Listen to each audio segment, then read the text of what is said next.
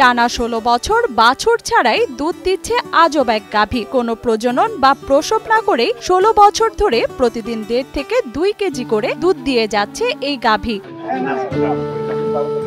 এটি কোনো কাল্পনিক গল্প কথা নয়, বাস্তবেই ঘটেছে এমন এক অলৌকিক ঘটনা। এক গাভী যার কোনো বাছুর নেই কোনো প্রজনন ইতিহাস, তবুও প্রতিদিন নিয়ম করে দুধ দেয় এটি।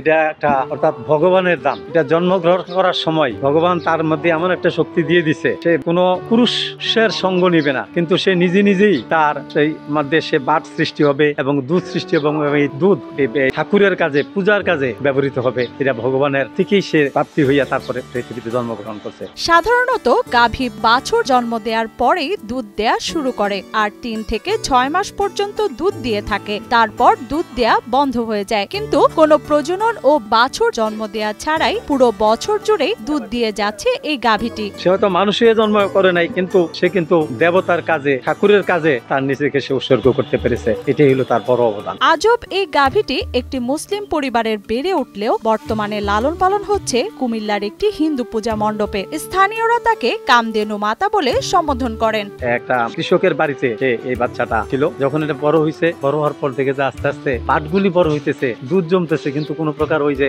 বাছুর হওয়ার মতো কোনো পরিস্থিতি বা কোন রকমের ইয়ে নাই। তখন সে বিভিন্ন তার এলাকার মুরব্বীদেরকে জিজ্ঞাসা করছিল যে আমার তো এরকম কি করতাম। তখন তুই মুরব্বীরা তারে পরামর্শ দিচ্ছিল যে আরে তোর তো এটা সৌভাগ্যের ব্যাপার, এটা কামধেনু মাতা, তোর ভাগ্যে কিন্তু তুই এটাও লালন পালন করতে পারতি না। তখন কি করন, তখন বলছে তুমি এটা মন্দিরে দিয়ে দাও। তখন সে এখানে যোগাযোগ করে আমাদের এই মহেশাঙ্গন মন্দিরে শ্রী শ্রী লোকনাথ ব্রহ্মচারী বাবার মন্দিরে সে আমাদের কর্তৃপক্ষ যারা আমরা ছিলাম তাদের সাথে যোগাযোগ করছে। আমরা আলাপ আলোচনা করে পরে সে করে আমরা আনছি। আজ থেকে প্রায় ১৫-২০ বছর হয়ে যাবে এখানে আছে। স্থানীয়দের ধারণা কামধেনু মাতার জন্ম হয় ঐশ্বরিক হিসেবে। সে কোনো প্রজনন নিবে না, বাছুর দিবে না, বরং ভগবান হিসেবে আশীর্বাদ নিয়ে ভগবান রূপে বেঁচে আছে সে। এটা ঐশ্বরিক দান, এটা ভগবানের দান, এটা সম্পূর্ণরূপে ঐশ্বরিক দান, ভগবানের দান। সে ভগবানের থেকেই আসছে। আমরা সনাতন ধর্মের মানুষ, আমরা কর্মফলে বিশ্বাস করি। আমরা কামধেনু মাতা বলি, এর নাম হলো কামধেনু মাতা। আমরা তাকে মা হিসেবে জ্ঞান করি।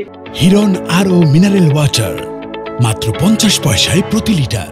গাভীটির দেয়া দুধ দিয়ে পায়েস রান্না করা হয় পূজা মণ্ডপে। মন্দিরে আসা ভক্তদের জন্য প্রসাদ হিসাবে সবাই গ্রহণ করে বলে জানান এখানকার স্থানীয়রা। কেউ আবার মানত করে এই কামধেনু মাতার দুধ নিয়ে যায়।